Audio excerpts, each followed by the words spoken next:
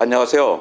저는 서대문 자연사박물관 그리고 서울시립과학관, 국립과천과학관에서 무려 12년 동안 관장을 지낸 이정모라고 합니다. 저는 사이언스 커뮤니케이터로서 지구 그리고 생명의 운명을 풀어주는 책을 썼습니다. 책 제목은 찬란한 멸종입니다. 지구의 여러 구성 요소들 그리고 지구의 생명체 그리고 앞으로 있을 인공지능의 시각에서 지구와 자연 그리고 생명의 운명을 풀어낸 책입니다. 가까운 미래로부터 지구가 만들어지는 최초의 순간까지 거꾸로 거슬러 올라가고요. 단순히 지식을 전달하는 것이 아니라 이야기를 풀어내는 방식으로 책을 썼습니다. 제가 읽어봤는데요. 재밌더라고요.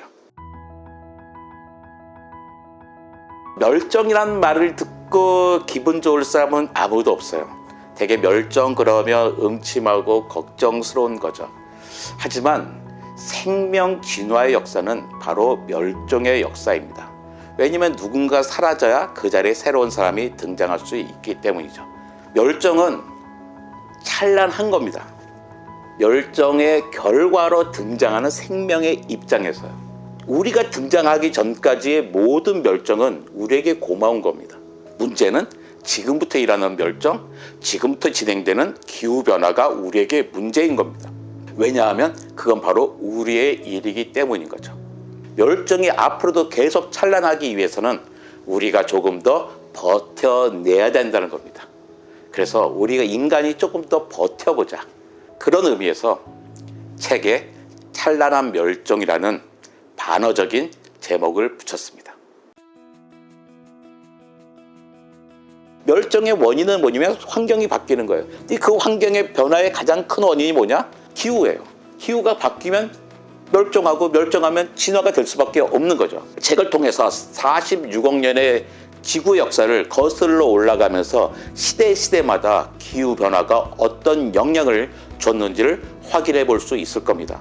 그러니까 자연스럽게 기후에, 지구에 관심 많으신 분들, 자연에 관심 많은 뿐만 아니라 현실적인 기후 문제에 고민이 많으신 분들도 같이 읽으시면 주변 분들에게 설득하는데 자기의 나름대로 스토리를 만들 때 도움이 되실 겁니다.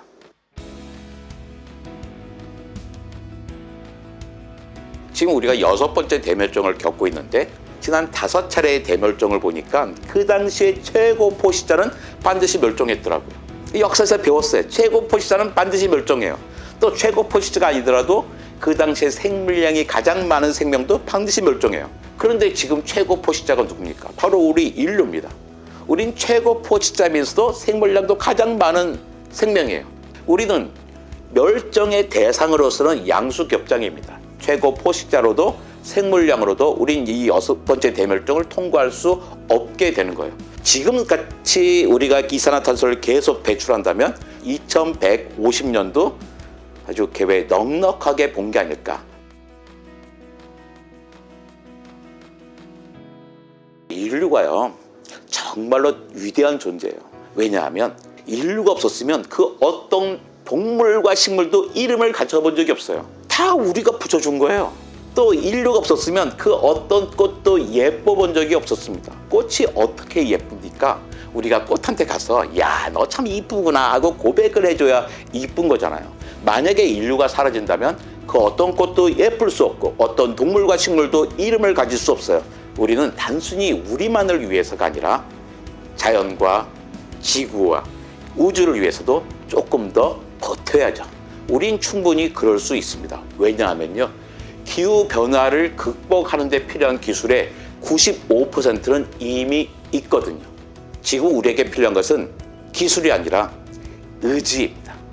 그 의지를 펼치냐 펼치지 않느냐에 달려있을 뿐입니다. 이 책을 많이 읽으셔서 많이 권하셔서 선한 의지를 널리 펼쳐주시기 바랍니다.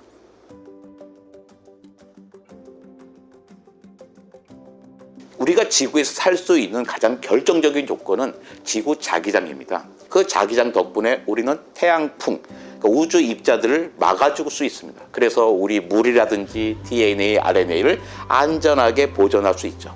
근데 화성은 기본적으로 자기장이 없어요. 그러니까 자기장이 없으니까 어떻게 해요? 아마 밤에만 잠깐 활동할 수 있을 거예요. 낮에 다니면 너무나 위험한 일입니다. 저는 화성 탐사를 반대하지 않습니다. 인류라면 반드시 도전해야 될 일인 거죠.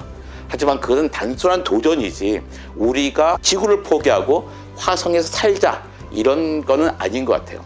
우리가 화성에 대해서 화성에서 한번 살아보겠다는 그런 노력을 한다면, 그 에너지와 자원과 열정이 있다면, 그걸 지구에 쏟는다면 우린 지구를 훨씬 더 살기 좋은 곳으로 만들 수 있을 거라 생각합니다.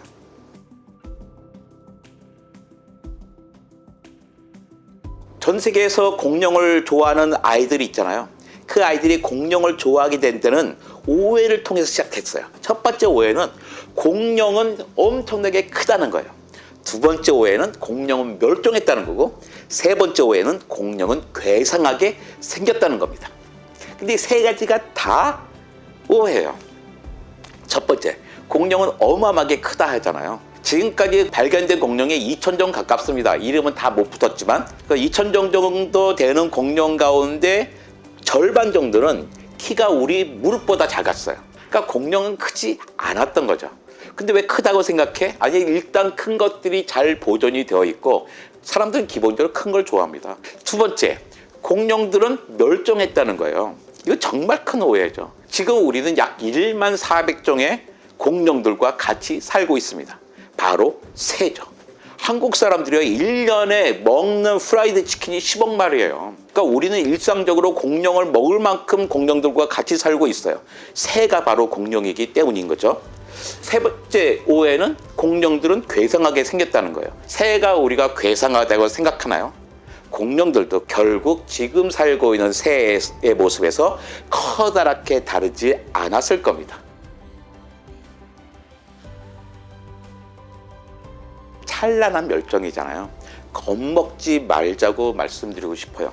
이 책을 읽으면서 좀 명랑하게 유쾌하게 읽을수록 우리는 자신감을 가지고 이 위기를 극복할 수 있을 거라고 생각합니다. 많이 읽으시고요. 또 많이 웃어주시고 또 유쾌하게 자신감을 가졌으면 좋겠습니다.